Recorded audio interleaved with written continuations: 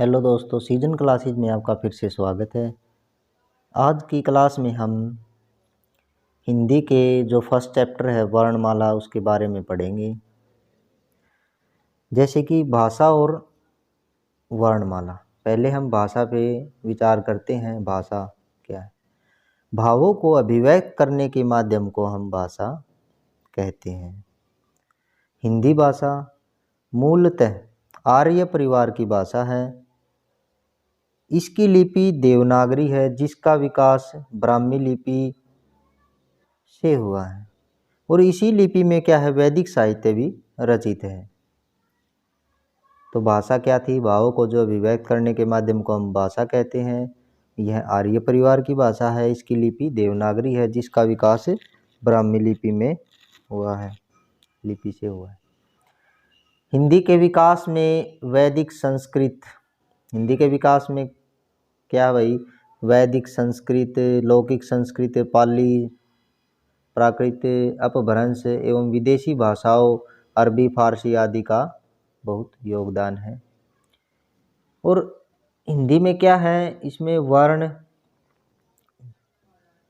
जैसे कि भाषा की सबसे छोटी मौखिक ध्वनि, भाषा की सबसे छोटी मौखिक ध्वनि या उसके लिखित रूप को वर्ण कहा जाता है। वर्ण का अर्थ अक्षर भी है, जिसका अर्थ अनासवान है। तो क्या है वर्ण? क्या है?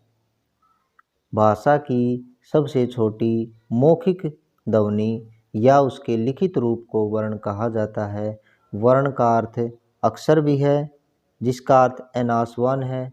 अतः वर्ण अखंड मूल ध्वनि का नाम है, जिसके खंड नहीं हो सकते। तो वर्ण क्या है? अखंड मूल ध्वनि का नाम है, जिसके खंड नहीं हो सकते। और वर्णमाला क्या है भाई? देखो, किसी भाषा के मूल ध्वनियों के व्यवस्थित समूह को वर्णमाला कहते हैं। देवनागरी वर्णमाला में दो प्रकार के वर्ण हैं, स्वर और व्यंजन।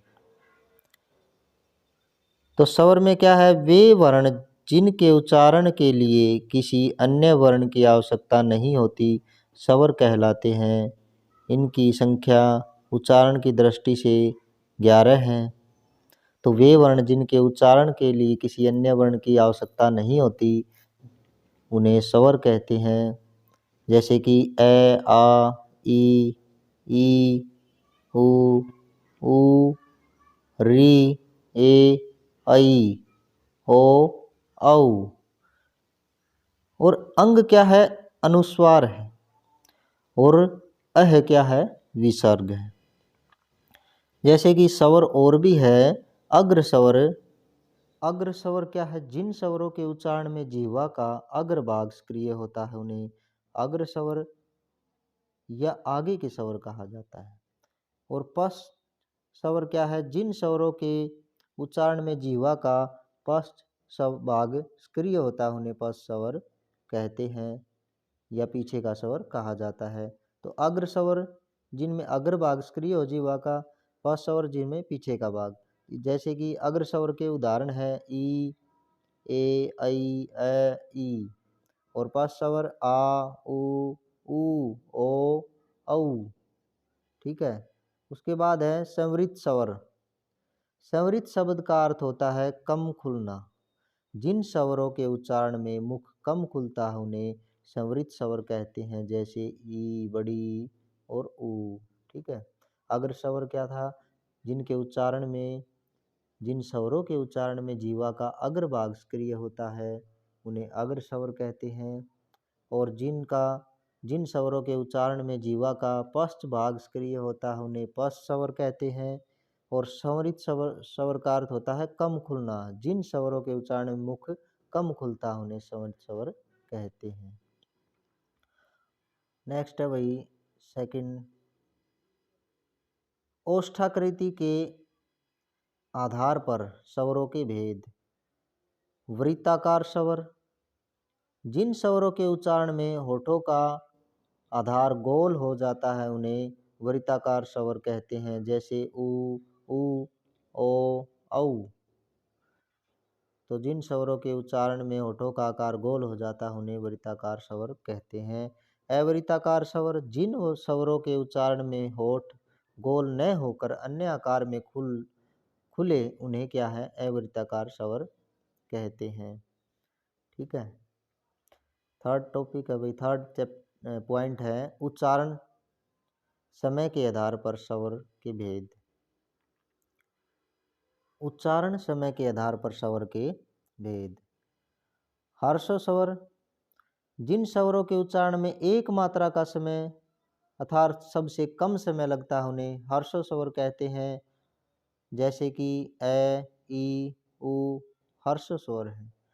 और दीर्घ स्वर जिन स्वरों के उच्चारण में दो मात्राओं का या एक मात्रा से अधिक समय लगता है उन्हें दीर्घ स्वर कहते हैं। जैसे आ, ई, उ, ए, ऐ, ओ, औ दीर्घ स्वर हैं ये। और उसके बाद है प्लुत स्वर जिन स्वरों के उच्चारण में दो मात्राओं से भी अधिक समय लगे उन्हें प्लुत स्वर कहते हैं। जैसे ओम में ओ को दीर्घ स्वर से अधिक खींचते हैं पर ओम लिखा जाता है। आजकल व्यवहारिक रूप से यह प्रचलन में नहीं है। तो हर्षो स्वर क्या था, जिन स्वरों के उच्चारण में एक मात्रा का समय लगे। दीर्घ स्वर जिसमें दो मात्राओं का समय लगे। और प्लुत स्वर जिसमें दो मात्राओं से अधिक समय लगे। तो हर्षो स्वर सबसे कम समय लगता था और दीर्घ स्वर क्या है, एक मात्रा से अधिक समय लगता है। और प्लुत स्वर में क्या है, दो मात्राओं से भी अधिक समय लगता है। ठीक है, उन्हें प्लुत स्वर कहते हैं।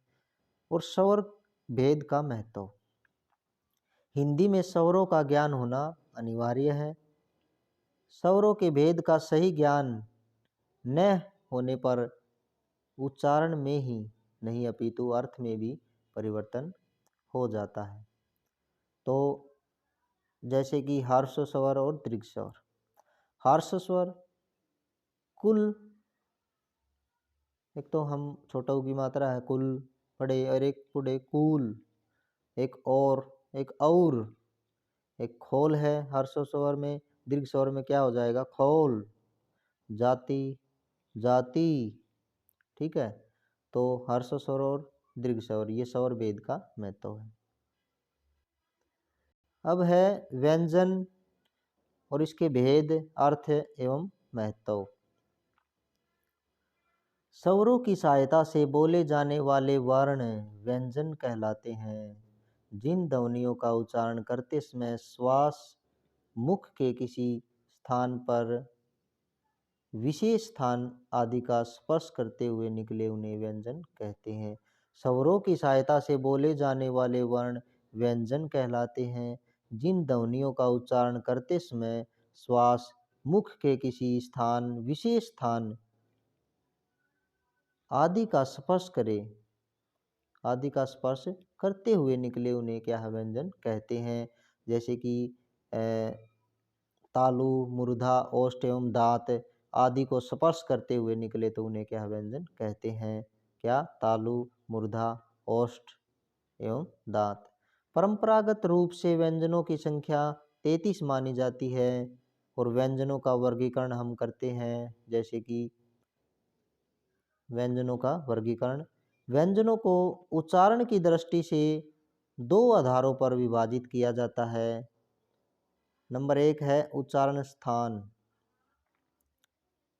उच्चारण स्थान में क्या है, व्यंजन ध्वनियों का उच्चारण करते समय, जो व्यंजन है ध्वनियों का उच्चारण करते समय किसी श्वास वायु किसी मुख अव्यय से अव्यय टकराती है। क्या है, श्वास जो है किसी श्वास वायु किसी न किसी श्वास वायु किसी न किसी मुख अव्यय से अवश्य टकराती है। उसी मुख अव्यय को उच्चारण स्थान कहते हैं। इन्हीं के आधार पर व्यंजनों का वर्गीकरण किया जाता है। कंठ, तालव्य, मूर्धन्य, दंत। तो कंठ यानी गले से, क, ख, ग, गैड और है, ये क्या है, गले से। तालव्य तालु से, च छ जय जैण और श श। ठीक है। मूर्धन्य मूर्धा भाग से ट ठ ड ढ ण और श। ठीक है। और दत्ते यानी दांतों से स बाद में देखते हैं त थ द ध न और श। ठीक है। उसमें फर्स्ट में क्या था, क सीरीज में है था, और तालु में गले में तो क सीरीज में है, और तालु में च सीरीज में स है। ठीक है। और मूर्धा भाग में ट सीरीज में श है, और दांतों से यानी इसमें क्या है, श है। तो अब क्या है पॉइंट 2, स्वर तंत्री के कंपन पर आधारित वर्गीकरण। गले की स्वर तंत्री जब वायु के वेग से कांपकर जब बजने लगती है तब इन स्वर तंत्रियों में होने वाली कंपन, नाद या गूंज के आधार पर व्यंजनों के दो भेद किए जाते हैं, सघोष और अघोष। तो क्या है, गले की स्वर तंत्री जब वायु के वेग से कांपकर जब बजने लगती है तब इन स्वर तंत्रियों में होने वाली कंपन, नाद या गूंज के आधार पर व्यंजनों के दो भेद किए गए हैं। नंबर 1 है सघोष।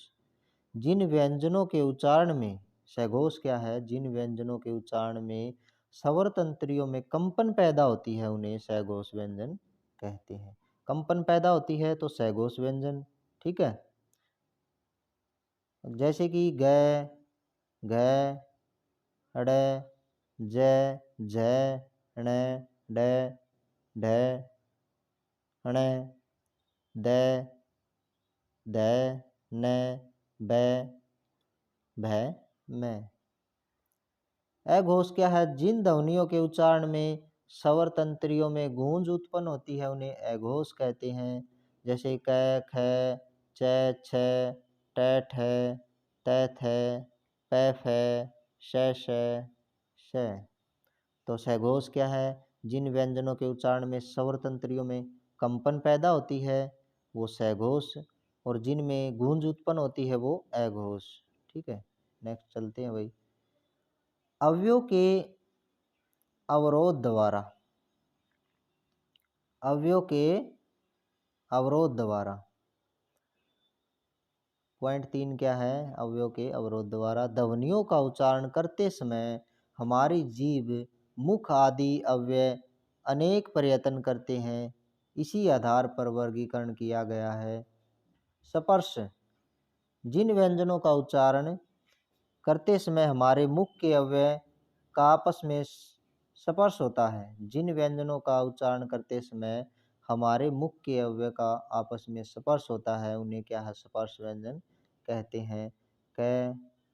क वर्ग है, जैसे क, ख, ग, घ, च, छ, ज, झ, ण, ट, ठ, ड, ढ, ण, त, थ, द, ध, न और प, फ, ब, भ, म। स्पर्श संघर्षी, जिन व्यंजनों के उच्चारण में वायु पहले किसी मुख अवयव से टकराती है फिर रगड़ खाते हुए बाहर निकलती है उन्हें क्या है, स्पर्श संघर्षी व्यंजन कहते हैं। जैसे कि च, छ, ज, झ, ण। ठीक है। संघर्षी, स्पर्श संघर्षी, संघर्षी क्या है, जिन व्यंजनों के उच्चारण में श्वास वायु मुख अवयव से संघर्ष करते हुए बाहर निकलती है उन्हें संघर्षी व्यंजन कहा जाता है। स, श, है, फ, ज ये संघर्षी व्यंजन है।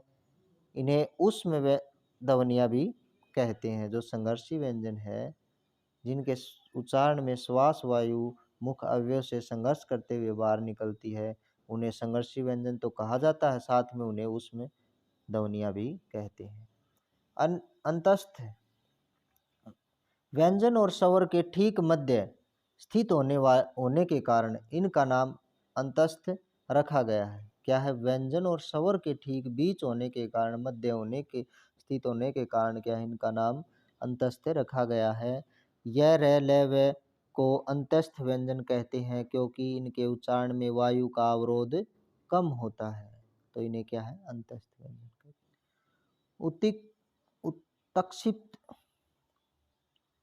जिन व्यंजनों के उच्चारण में क्या है, जीभ का लगभग मूर्धा को स्पर्श करके झटके से वापस आता है, जिन व्यंजनों के उच्चारण में जो जीभ है उसका लगभग मूर्धा को स्पर्श करके झटके से वापस आता है, उन्हें क्या है, उत्तक्षिप्त व्यंजन कहते हैं। जैसे ट एकदम से नीचे आई, ठ, ड, ढ, ण, ड, ड़, उत्तक्षिप्त व्यंजन है। हिंदी शब्दकोश में अक्षय त्रयज्ञ का कोई अलग शब्द संग्रह नहीं मिलता क्योंकि ये संयुक्ताकार होते हैं। इनकी जानकारी के लिए संयुक्ताक्षरों के पहले अक्षर के आधार पर इनका ज्ञान प्राप्त किया जाता है। जैसे अक्षय क जमा में श, त्रय तय जमा में र, अज्ञय जय जमा में ण आदि। ठीक है। शब्द, वर्णों के सार्थक समूह को शब्द कहते हैं जो रचना के आधार पर 3 प्रकार के होते हैं, रूढ़, यौगिक और योग रूढ़। रूढ़ क्या है, जिन शब्द के सार्थक खंड न हो सके, जैसे रात है, घर है, पुस्तक है। नंबर 2 है यौगिक, वे शब्द जिनमें रूढ़ शब्द के अतिरिक्त अन्य रूढ़ शब्द होता है, जैसे पुस्तकालय, पुस्तक। तो क्या था, रूढ़ जिन शब्द के सार्थक खंड न हो सके, जैसे कि रात, घर, पुस्तक। और योग रूढ़ क्या है, वे शब्द जिनमें शब्द जो रूढ़ शब्द है के अतिरिक्त एक अन्य रूढ़ शब्द होता है, जैसे कि पुस्तक, पुस्तकालय। रूढ़ जमा आल्य, रूढ़। थर्ड है तीसरा भाई योग रूढ़, जिन यौगिक शब्दों का प्रयोग रूढ़ अर्थ में किया जाता है, जैसे पंकज, पंक जमा जय, जिसका अर्थ कमल। ये योग रूढ़ के उदाहरण है। अब इन्हीं में से और विभिन्न परीक्षाओं में क्या है, जो ऑप्शन टाइप क्वेश्चन आते हैं उनके बारे में डिस्कस करेंगे, जो प्रीवियस ईयर में आए हुए हैं। जैसे कि फर्स्ट है, किन अनुच्छेदों में भाषा का प्रावधान है, किन अनुच्छेदों में भाषा का प्रावधान है। तो आंसर है इसका सी। ठीक है। 343 से 351 तक क्या है, राजभाषा का प्रावधान है। वर्ष 1955 ईस्वी के गठित प्रथम भाषा आयोग के अध्यक्ष थे, जो 1955 है, जो प्रथम भाषा आयोग का गठन हुआ, उसके अध्यक्ष कौन थे भाई, बीजी खेर। पॉइंट 2, बीजी खेर। क्वेश्चन 3 है, निम्न में से अल्प प्राण वर्ण कौन से हैं। अल्प प्राण, ए, आ, या फिर क, ग, या थ, द, फ, ब। तो अल्प प्राण वर्ण कौन से हैं, क और ग। ठीक है। हिंदी वर्णमाला में अयोगवा वर्ण कौन से हैं, ए, आ, या ई, या उ, या अंग और अ है। तो अयोगवा वर्ण कौन से है भाई, अंग और अ है। क, ग, ज, फ। क्वेश्चन 5 क्या है, क, ग, ज, फ ध्वनियाँ किसकी है। ये ध्वनियाँ किसकी है भाई, अरबी और फारसी की। ठीक है। हिंदी में मूलतः है वर्णों की संख्या कितनी है। हिंदी में मूलतः है वर्णों की संख्या 52 है। जैसे कि हम याद कर सकते हैं भाई, कार्ड है, ताश, पत्ते, जो कितने होते हैं, 52 होते हैं। ठीक है। तो मूलतः वर्णों की संख्या कितनी है, 52। अघोष वर्ण कौन सी है, अघोष। तो पॉइंट ए क्या है, स। तो अघोष वर्ण कौन सा है भाई, स।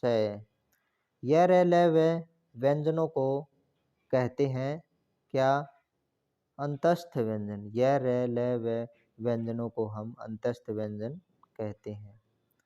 प्रयत्न के आधार पर ल किस प्रकार की ध्वनि है। प्रयत्न के आधार पर ल एक पार्श्विक पार्श्विक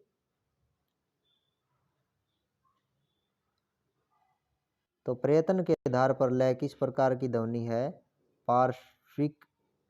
ठीक है। महाप्राण ध्वनियाँ व्यंजन वर्ग में किससे संबंधित है? जो महाप्राण, अल्पप्राण और महाप्राण पढ़ा था हमने, तो महाप्राण ध्वनियाँ व्यंजन क्या है, किस वर्ग, व्यंजन वर्ग में आती है ये? तो भाई ये आती है दूसरा और चौथा। ठीक है। महाप्राण ध्वनियाँ व्यंजन वर्ग में संबंधित है दूसरा और चौथे। अक्षय वर्ण किसके योग से बना है? पढ़ा था हमने ये, क और श, षटकोण वाला से। ठीक है। क और श। हिंदी की स्पर्श घोष महाप्राण ओष्ठ व्यंजन ध्वनि है क्या? थ। स्पर्श घोष महाप्राण साथ में ओष्ठ व्यंजन ध्वनि है। हिंदी की स्पर्श भी है, महाप्राण भी है और ओष्ठ ध्वनि भी है, तो वो क्या है? थ। ठीक है। हिंदी की श ध्वनि है क्या है? तालव्य, तालव्य से। ठीक है।